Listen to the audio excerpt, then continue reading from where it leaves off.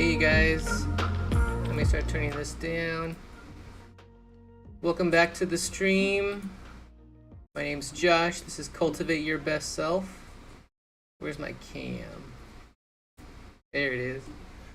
Welcome back to Cultivate Your Best Self, where, let me pull this up again, where it's about cultivating a deeper knowledge of yourself, who you aspire to become, and how and why you value time and money. Today we're going to be talking about, is this screen off, or is it? No, it's just my my video's offset. Okay, it's fine. Everything's fine. Welcome back to the stream. Today we're going to be talking about process.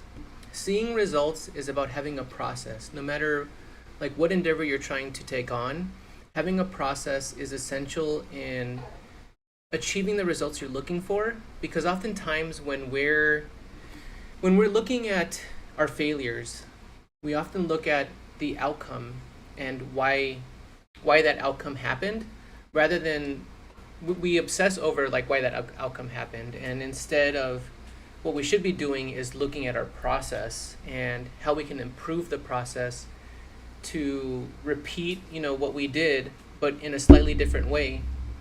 Hey, my dog's trying to eat some food out of the trash in the kitchen. But yeah, so instead of, we need to focus on evaluating our process in what we're doing that leads us to kind of the outcome or results that we're looking for. I'm watching my dog.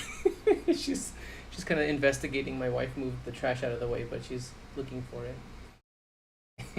Just want to make sure she doesn't get into it and create a mess.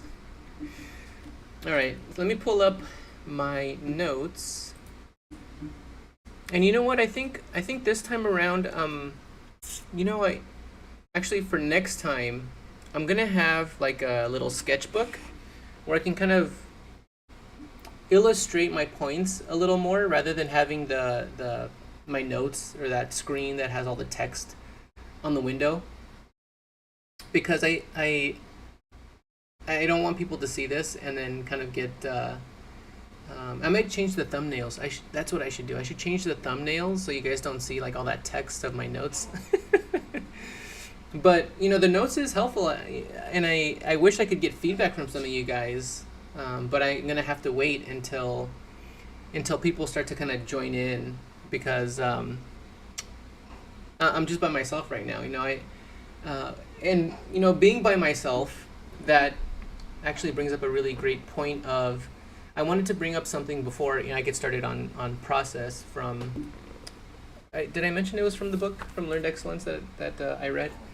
But what I wanted to mention was, I started listening to Rob Dial's podcast, the Mindset Mentor guy, and it was an episode I was listening to today, where he was interviewing a person who is really great at public speaking, and he was that public speaking guy. I forget his name. I'll write his name in the description after this. But he was telling his story about the challenges he had to overcome to get to where he is today. Because like today he has a very successful career in public speaking, and it wasn't always like that in the beginning. And one of the things that he says kind of sets people apart from always failing to finally finding that success, and I've heard this many times before, is just showing up time and time again. I'm kind of speaking into the void here, and no, my son.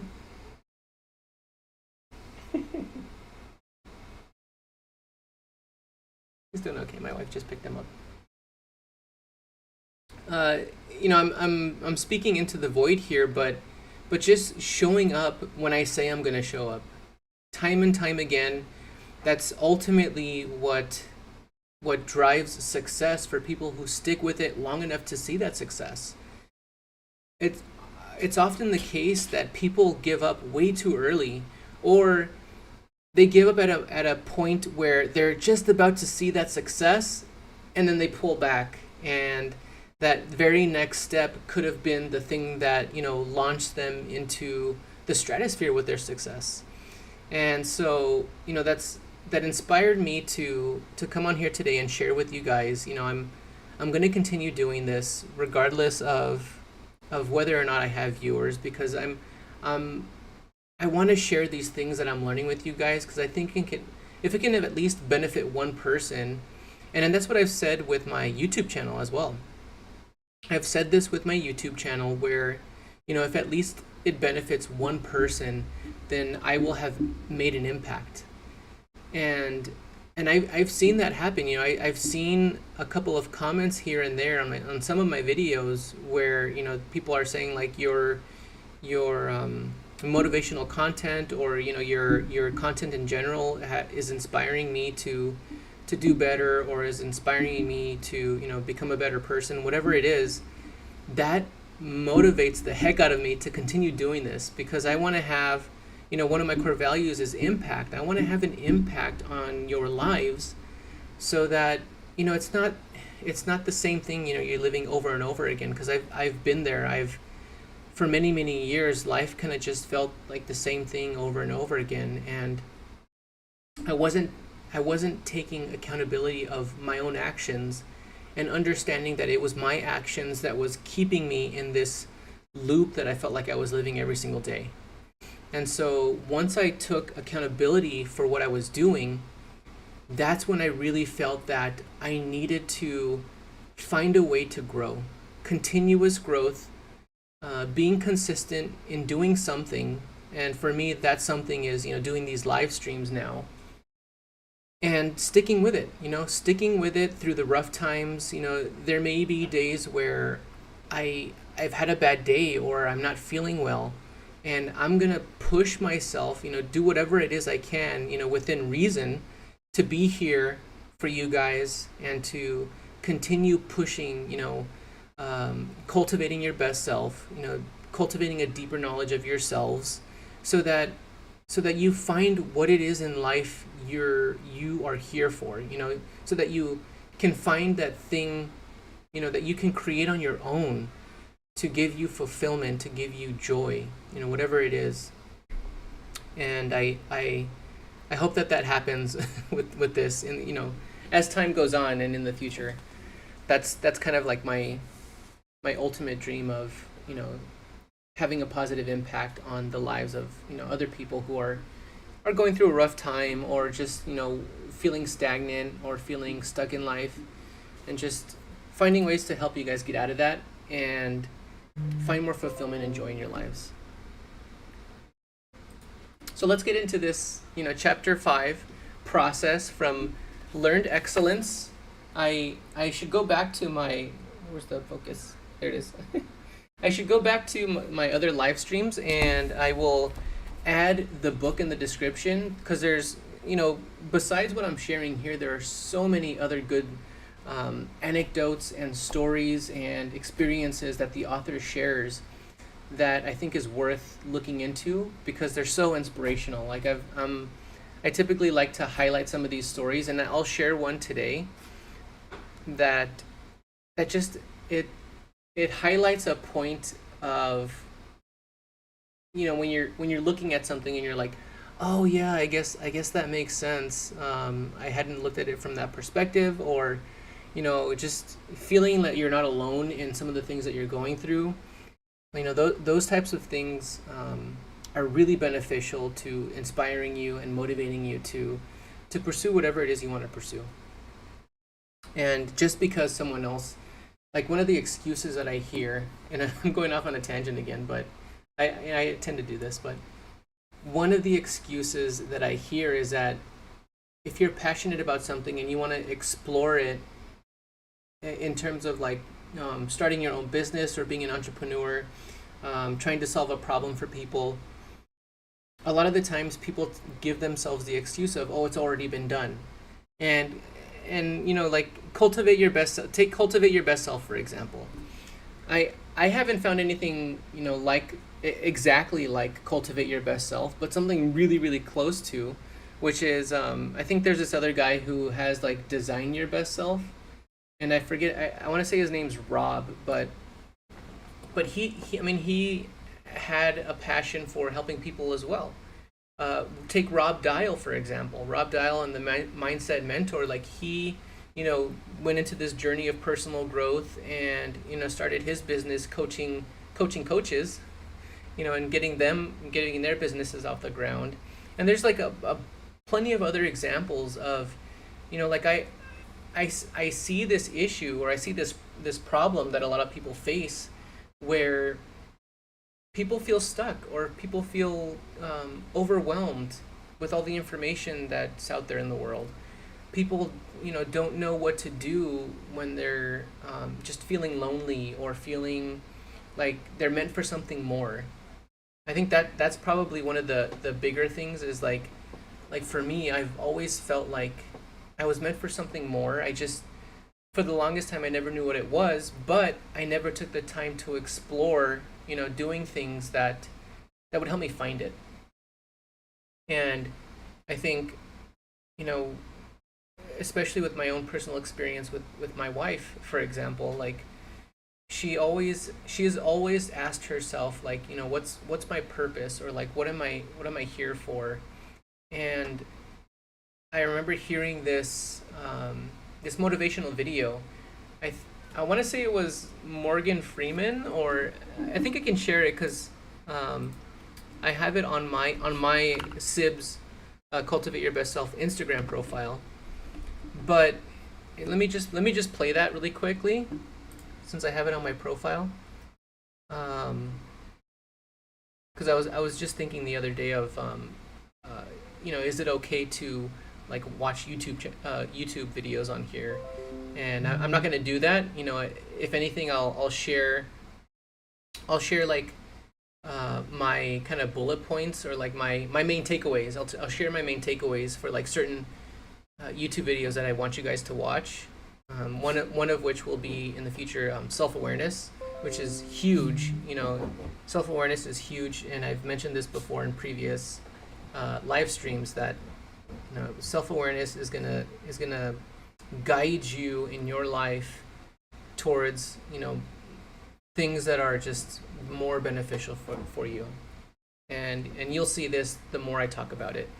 But let me see if I can find that video. Was it I can't remember who it was, but let me maybe I should share my Instagram profile too. I'll share that in the description.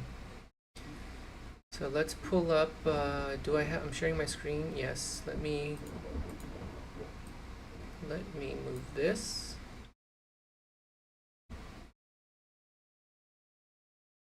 And then I hope you guys can hear.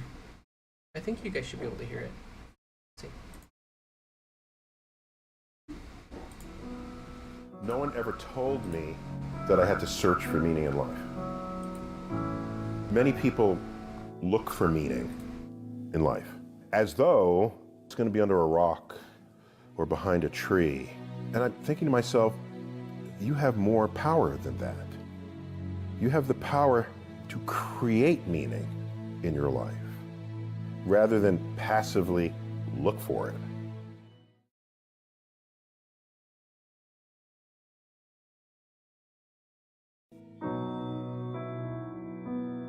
No one ever told me that I had to search for meaning in life. Many people look for meaning in life as though it's going to be under a rock or behind a tree. And I'm thinking to myself, you have more power than that. You have the power to create meaning in your life rather than passively look for it.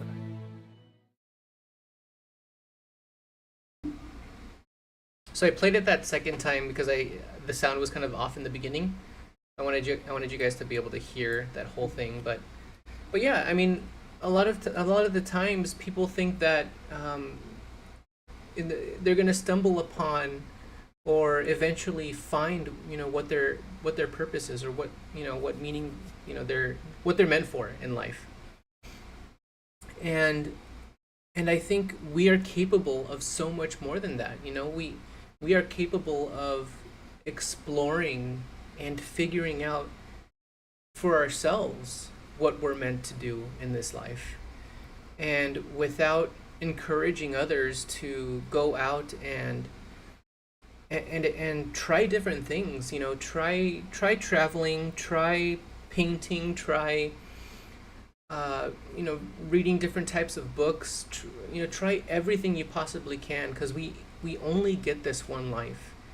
And the more you try, I think the quicker you begin to understand what you're passionate about, what you enjoy, and what you like sharing with other people. One of the things that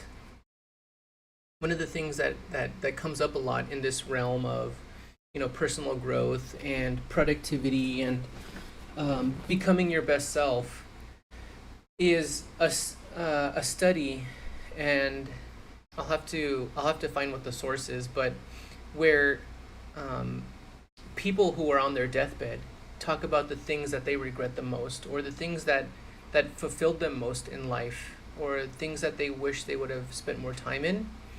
And a lot of the times it's just connecting with other people, cultivating your relationships in your life. And it's one of the reasons why I really enjoy taking the time to spend with my wife and my son, and just being present in the moment when I am with them. Right now, I mean, the the only times I really get with my son is in the middle of the night when it's time to feed him. I'm responsible for the night feedings, so when I see him at night, I just stop myself and I try to be present in that moment when he's eating, because it's like the world is silent and it's just us two, and I know, like, those moments in the future I'm going to remember those moments. And so what I'm trying to say is, like, try things, and don't worry about failing. I know a lot of us do worry about failing, but worry more about not trying enough stuff, because once you find that thing that you're passionate about, there's no stopping you. You may need some encouragement from time to time, and come to me for encouragement if that's what you need. I will wholeheartedly support you in whatever endeavor you're trying to pursue, but pursue it, damn it. Pursue it, and just go for it. Just go for it, and eventually you'll find that thing that you've been searching for. And then once you do, experience it, for yourself, learn more about it, become, enveloped by it, allow it to kind of overcome you, and then once you, learn what you love about whatever it is that you've found, share it with everyone in your life. Share it with people that you love, share it with your friends, your family, share it with the community. Start a YouTube channel and share it with, strangers on the internet. And yeah, I forget how I got into this, but what time is it? It's already 6:20. Oh man, okay, I'm behind. Okay, so let's start. Chapter 5. Oh, and I said I was going to do I'll do it for next time, but I want to have kind of a sketchbook. Sorry, I'm yawning a little bit, but I want to have kind of a sketchbook so I can kind of illustrate some stuff. But yeah, let's get into this. So, quote of the chapter, like I always do, is trust the process. Top performers are efficient and consistent because they focus on preparation and trust and leverage their process to perform. Now, one of the things I'll say with this is that a lot of the times, like professional athletes, or people that are in an industry or in a setting where they have a coach or they have someone to guide them, that's the person that they end up developing a process with. So that I will say that it is really critical to find someone that you trust who can be that guide for you. Whether it's a coach or a trusted friend or family member, someone who's, and I'll share some of the criteria for who you're looking for. But I hope to be this for some of you one day, where I can be a high quality feedback asset for you to help you develop a process that gets you results that you're looking for more often than not. But yeah, without that, it's a little bit tougher. But I mean, I have a ton of processes that I've developed, like for when I output a YouTube video, for example. I've documented my entire process from research to scripting to video editing to thumbnail editing, whatever it is. Like I have a process for it, and I've modified it, over time. The more videos that I've done, I've modified the process to make it more efficient, so that I can cut down on how long it takes me to upload a video. I mean, when I first started doing YouTube, I feel like it probably took me like a week and a half to do one video. And it was not frustrating, but it took a lot of energy, and it took a lot of trial and error in producing something that I felt, and some of it too had to do with perfectionism. Like I there are certain things that I would spend way too much time on, like font of slides that I was sharing, or whatever it was. I took way too long on some of those, so I ended up documenting my process, and over time I refined it so that now I can record and edit and upload a video within, I would say, probably 4 to 6 hours, which is a vast improvement from where I was in the very beginning.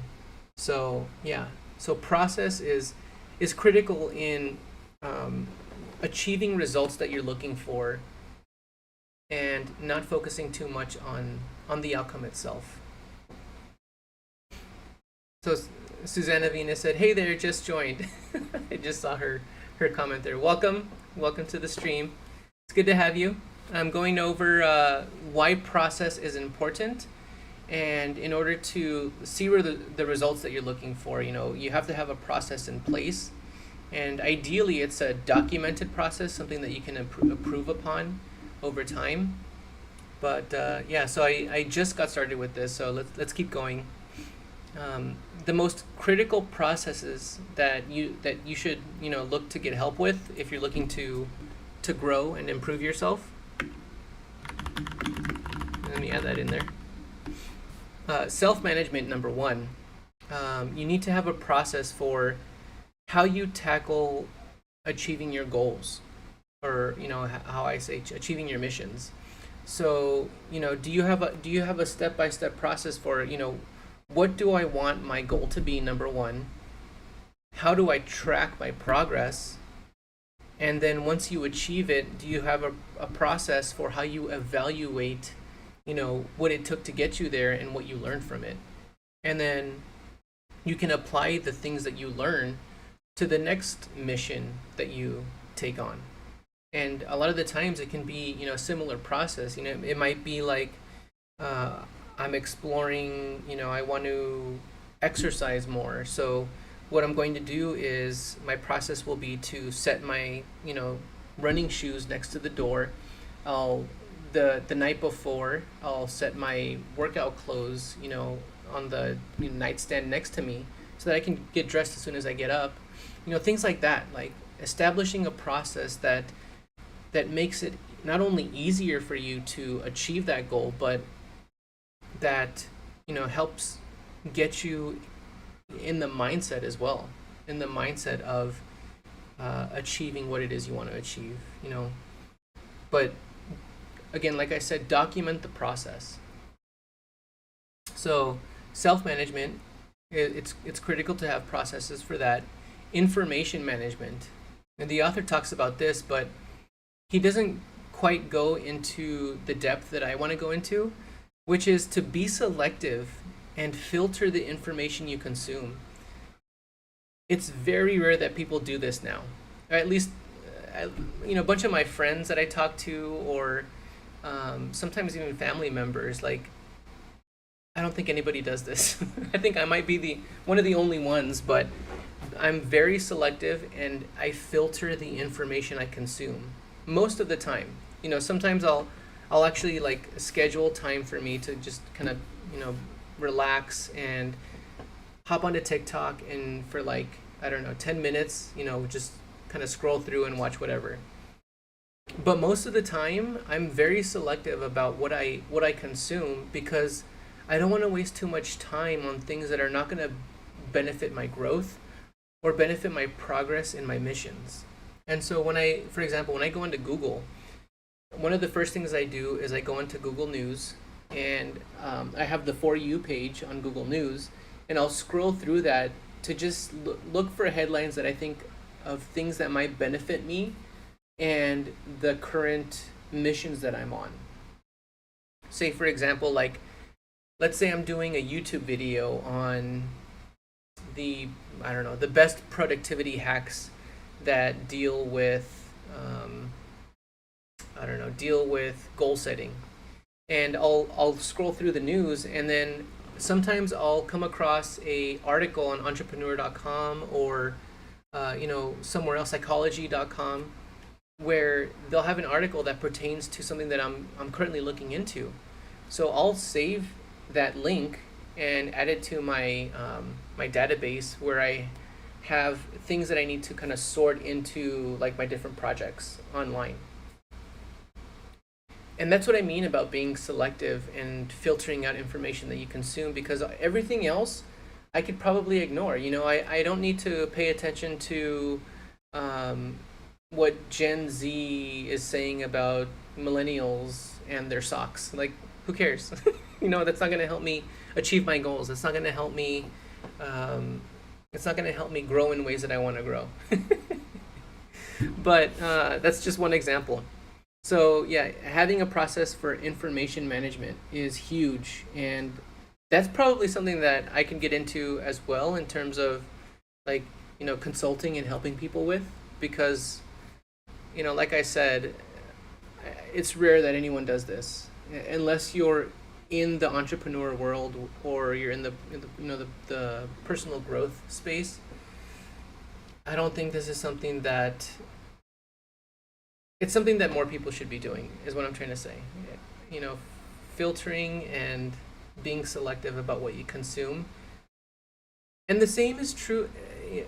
I want to expand a little bit more on this, but the same is true for, like, say, like, what you actually put into your body. I mean, if you're constantly eating Carl's Jr. because that's all that's available to you in terms of fast food, something that you don't have to make yourself, your good body's gonna feel like trash. And if you're consuming, trash on the internet, it's gonna make you feel like trash. I don't know how else to say it, but what else did I say here? What will benefit your So yeah, when it comes to being selective about information that you're looking for online, look for things that will benefit your present and future missions. You organize it, take time to understand it. Just the other day, a friend of mine, I was at a dinner party, and a friend of mine was saying, like, I have all of these links saved of things that I want to look into, but I never have the time to look into them. Well, if he doesn't intentionally set the time to, look through, say, 5 of them, he'll never get to it. It'll just be like something that he ends up trashing later. And it'll never benefit him. Saving links or having 100 tabs open, that's never going to do you any good if you don't take the time to understand why it is why you're doing that. Like, why are you saving it? And then lastly, when it comes to information management, like, using it to benefit you, and then sharing it with others if you think it can help benefit others. And then having processes with changes in general. And this is more for, like, when I look at this, I think athletes, like, changes to their equipment or to their techniques. Content creators, if you're exploring different ways to make content, like the design and the content, like having a process for how you design certain things. How do you design your scripts, or how do you organize your scripts? How do you, if you're running a blog, how do you organize like the way you format your blog? You know, your opening paragraph or your opening line, and then how do you format the context of that blog? Health and fitness. If there's changes to your routine, the exercises that you do, documenting that. And then process itself, improving upon documented processes that you write down yourself, or that you find that you do quite often. If there's ways to improve things, try to improve it, because you want to be able to be as efficient as possible, so that you open yourself up to, and you know what, like businesses, like this is what they solely focus on. Some of the times, they focus on improving efficiencies so that they can promote profits, promote growth. And the same is true for us. The same is true, if you're looking to grow in various ways, there's got to be ways for you to improve, the process for how you organize things. Let's see, I'm going to skip this one because I talked a lot about information process, but sometimes it's good to get high quality external feedback on your process in order to make calculated changes. And this is, earlier I mentioned about having someone trusted, someone that you trust, help give you that external feedback so that you can improve upon, you might not see things a certain way, but someone with an outside perspective might be able to give you that feedback to improve things in a way that you might not have seen. We often hear the phrase, we all have the same 24 hours in a day. And while that's technically true, it's not effectively true. Someone with a lot of money has the ability to delegate tasks that you and I can't. Like, doing laundry, cleaning, cooking, commuting, things like that. And one of the examples that the author gives in this book, Learned Excellence, is that Beyonce, for example, like she can delegate so much, to free up a lot of her time, where, I can't do that. Like I need to clean, I need to cook, I need to change my baby's diaper. Some people can hire, nurses that come to the house and do those things for them. And the more money you have, the more ability you have to free up your time to do things, do things that you want to do. And that's why I really dislike hearing this phrase of like, we all have the same 24 hours in a day. Like Elon Musk has the same 24 hours that you do, but that's not effectively true.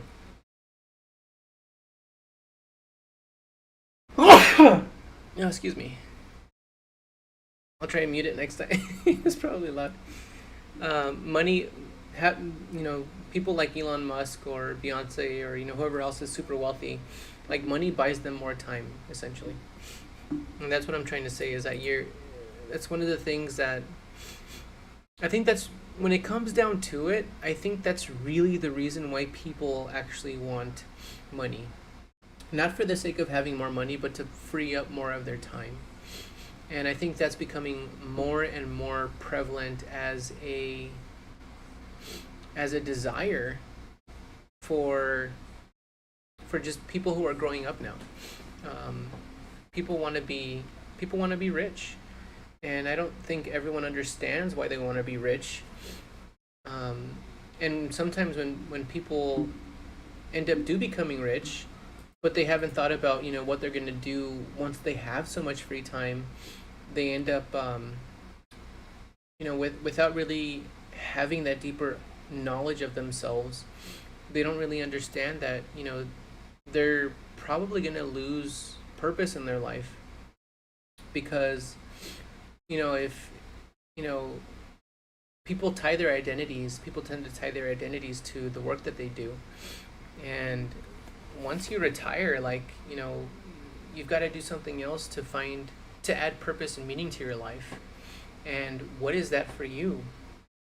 What would you do if money were no object? Like, what would you do with your life? And that's an essential question that I think everyone has to ask themselves, because you never know when you might come into a windfall. That might not be the case for everyone, but yeah, I hope one day to have enough. I don't want to be like crazy rich, like filthy rich, but I want to have enough money to where I can choose what I do with my time. And in the book Money Psychology by Morgan Housel, he talks about the greatest dividend that money pays is freeing up your time, allowing you to do what you want, when you want, with who you want, whenever you want. And that's that's for a lot of us, or for a lot of people, that's the ultimate dream. But at the same time, like, how hard and how smart are you willing to work for that? A lot of people aren't. So that's all I have to say about that. The daily time budget. So in the book, the author kind of goes down and breaking down, how much time we actually have. And for a lot of us, like, when it comes to personal growth or exploring things that you're interested in, and telling yourself you don't have time, like, that's one of the biggest excuses that people tell themselves to convince themselves not to do certain things. And we need to move away from telling yourself, I don't have time. Because the fact of the matter is, people who come up from nothing, working their butts off, sometimes even having 2-3 jobs, or having a job and going to school, and sometimes even raising a kid. Like, I've heard plenty of success stories of, like, single moms or single parents, raising a kid, going to school, and starting their own business, and finding a way to make it work. And sure, like, things get hectic, things get crazy. But when you have the mindset, when you have the values, when you have your missions set in place, there's very little that can deter you from achieving what it is you want to achieve. And the same is true for anyone. If you have the mindset, the values, the aspiration to achieve, you start to develop a process slowly over time. Literally anything becomes possible. And yeah, I've seen it too often not to believe it. And I'm telling you here and now, like, you can do what you want to do. You've got to make the choice and give yourself the time to do it. Don't use the excuse you don't have the time, because the fact of the matter is, you do have the time. It's just going to be spread out, and in pieces over time. But yeah, let's get into this. So essentially, like, our daily time budget is 16 hours, accounting for 8 hours of sleep, which everyone should get. I think right now, well, since my baby was born, I think I am getting 8 hours. It's broken up, but I'm getting at least 8 hours. But prior to that, when I was working and going to the gym, prior to my baby being here, I think I was only sleeping about 6.5 to 7 hours. And usually what would happen is I would have to make up for that time, that lack of sleep, by the end of the week. Like, on Fridays and Saturdays, I would usually sleep like 8 to 9 hours. And that's usually the case. Like, if you don't get your full night's rest, it's going to affect you negatively in some way. It's going to affect your performance negatively. And actually that happens, or that's said in the book. Those of you getting less than 8 hours and can function off of that, less often severe. What? Focus on less often. Those of you getting less than 8 hours of sleep and can function off of less. Oh, yeah. Okay, so those of you functioning off of less than 8 hours of sleep often severely pay a penalty in performance later in life, and I think that's typically true. Like people, some of the people who are overly ambitious and like really want to go after whatever it is that they're going for, especially like people in their late teens, early 20s.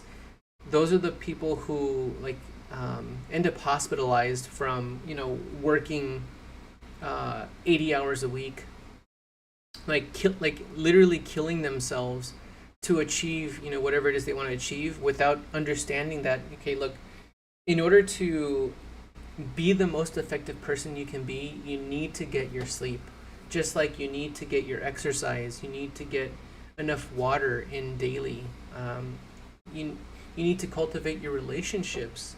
Like all of these things play into you operating at the best you can possibly be. And that's what we're all about here at Cultivate Your Best Self. So that was a good segue.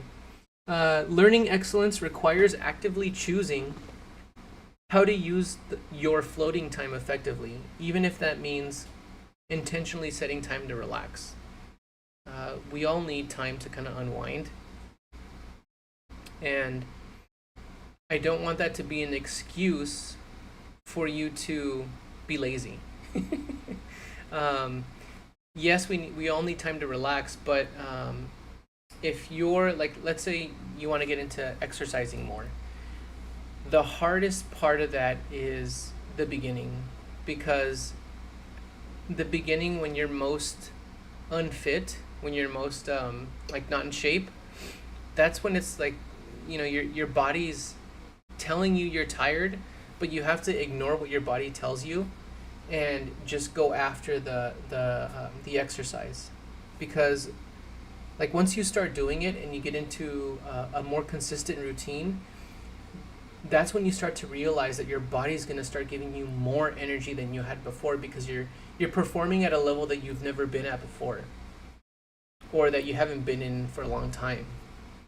So you might think you're tired, but that's just your body kind of responding to what you're used to.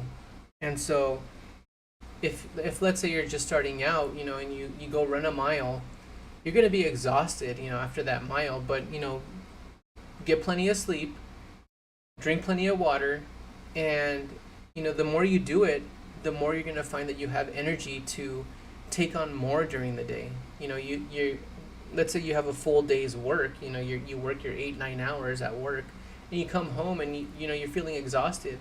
But if you're adding in running in the mornings, like you're going to feel more energized than you normally would in the evenings to do whatever it is that you want to pursue. Like if you want to pursue woodworking or crocheting or painting or whatever it is, you'll have more energy for it, because you're training your body to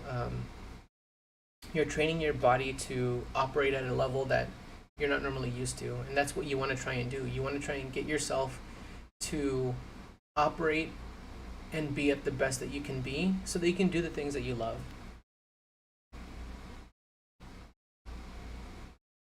Putting what you want to do in your calendar makes it your choice. So one of the things that I shared in one of the first, I think it was the first actual live stream, is that, was it the first one, or it was one of the first ones, but I shared my process for how I plan out my week. And that usually happens on Sunday evenings, where I set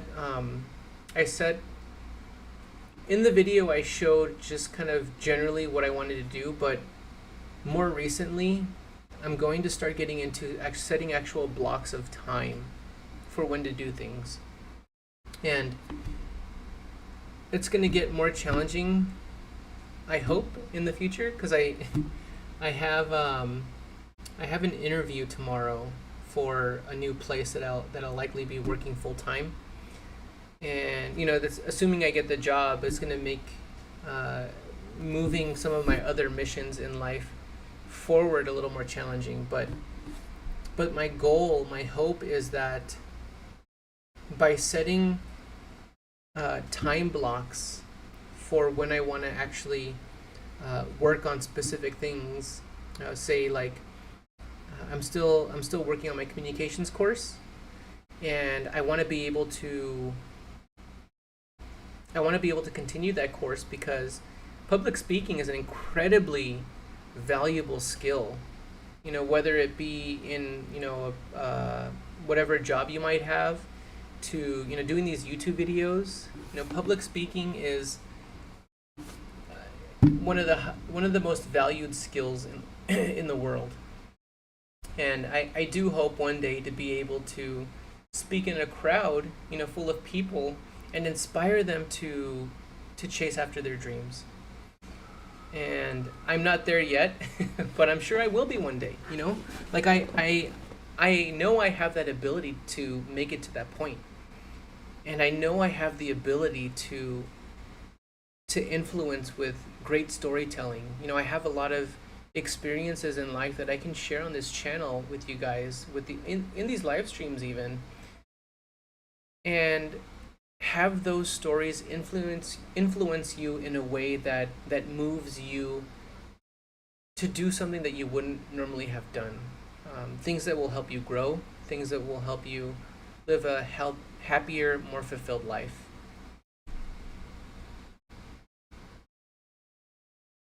Man, that's all these you go off on all these tangents, but that's the nature of this. Kind of just starting out. Like I kind of just ramble on, but hopefully it means something to you guys. That's my hope. So so I left off on putting what you want to do in your calendar makes it your choice.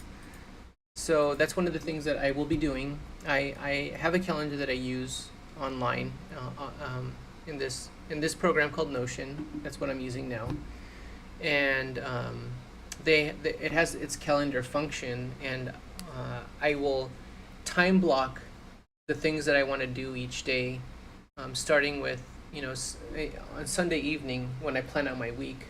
I will plan out all the things that I want to accomplish that week, and set those time blocks for when I want to accomplish them. Adding things to do on your calendar is a great framework to manage the inevitable interrupts so that you can be in more control of them. One of the things that I need to do now, when I set my schedule for the day to watch my communication videos, or to right now I'm working on setting up an online store that will have core value posters for specifically for my audience, and I'm going to purchase some myself just to see the quality. But I'm going to create core value posters in the way that I would want to, have posters up just to remind myself of the core values I want to live my life by every single day. And I might do like my top 3 or my top 5, but I want to be able to have people remind themselves as well, like or even just explore the concept of like living their life by core values.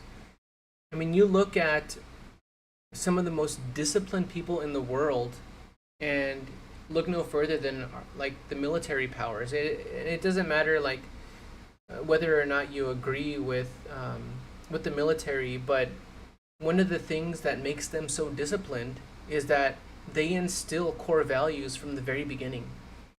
And athletes, people at the top of their game, people who have achieved the most success, they understand their core values, and that's just a common thing that successful people understand.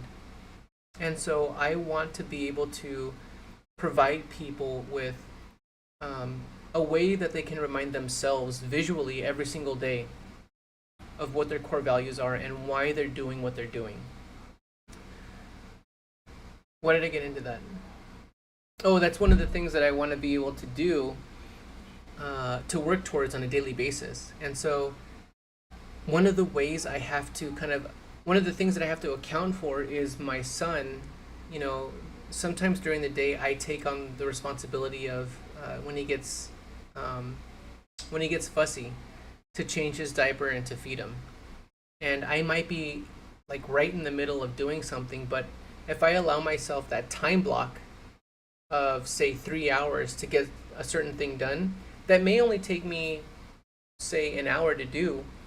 I'm taking that 3 hours to account for the fact that I have responsibilities, things that might interrupt my process, and I want to account for enough time to do that, or to account for those things so that they don't prevent me from accomplishing what I want la la la from accomplishing what I want to accomplish. And I need to slow down when I speak so that I don't stumble on my words that way. Taking control of what you do with your time provides a level of calmness many don't seem to have. And I've seen this. People tend to be in a rush all the time. Whether it's on the freeways, in traffic. Oh man, people are in a rush all the time. In markets, in just being out at restaurants, at there's plenty of examples, but like, doesn't it just always seem like everyone's in a rush to get things done, like in a rush to what? To go home and watch Netflix? It's just, it kind of blows my mind that people are in such a rush all the time to just go home and consume content that more than likely won't benefit you or benefit them. Maybe not you, but benefit other people.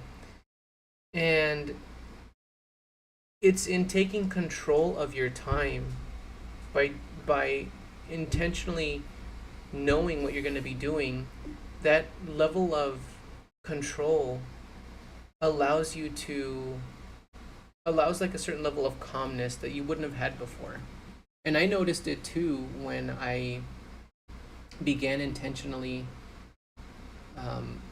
knowing what my days were going to look like, and especially when there were certain things I knew I wanted to achieve, or progress that I wanted to make on certain missions. When I knew those things were scheduled in, I felt more at ease.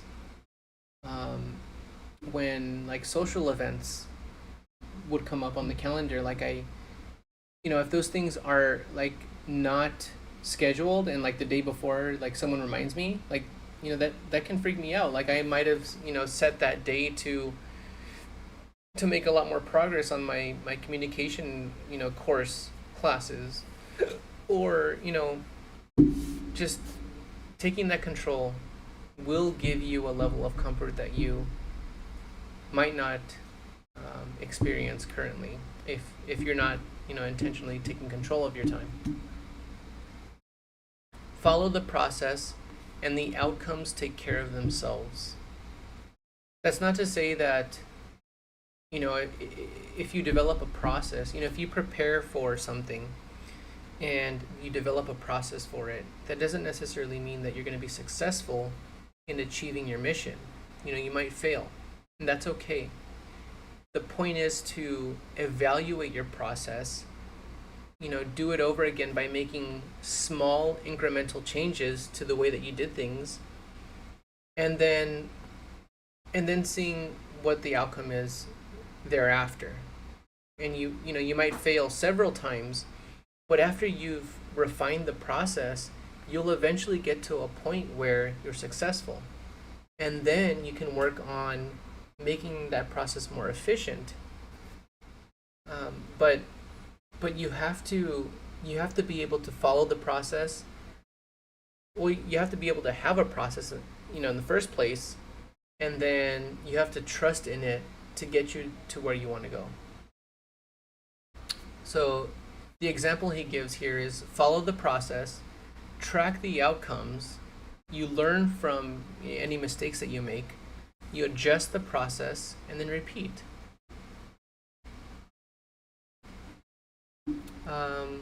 Criteria to consider for trusted external sources. Now this this goes back to, and I'm running out of time here, but this goes back to when I was talking about having someone on the outside give you feedback. And some of the qualities that you should look for in someone that you can trust is someone who's loyal, someone committed to your success through your ups and downs, someone who's honest, someone who will tell you the truth from their perspective and not just what you want to hear. Someone who's knowledgeable, they can read you well, and they understand the nuances in your personality. They might understand like how you talk down to yourself, or how you have that negative self-talk. Maybe they can help like challenge that and get you to think more positively. And then someone who's challenging, someone who pushes you to be better, someone who pushes you to take that risk. Those are all qualities of really great people who you should have in your life and give you feedback, give you valuable feedback. And the rest of this, I think I've talked about, I was talking about this in the past. Many of us tend to analyze our performance based on the outcome rather than our process behind the outcome. And what you want to do is analyze the process and then improve it for next time. Oh, and this is a really great example. Soccer penalty kicks. So there was a study done on where the most efficient position for a goalie to be when they're doing penalty kicks. And data modeling has consistently shown that staying in the center is the optimal strategy. But it's rarely what the goalies do. Even in the face of research, when they're told, standing in the middle is the best thing to do. And the reason why they do that is because people are naturally biased towards taking action, even if it's the wrong action. If you decide to take action, do so one step at a time, and like I mentioned before, trust in your process. I think that's it for this one. I did a lot of rambling in the beginning.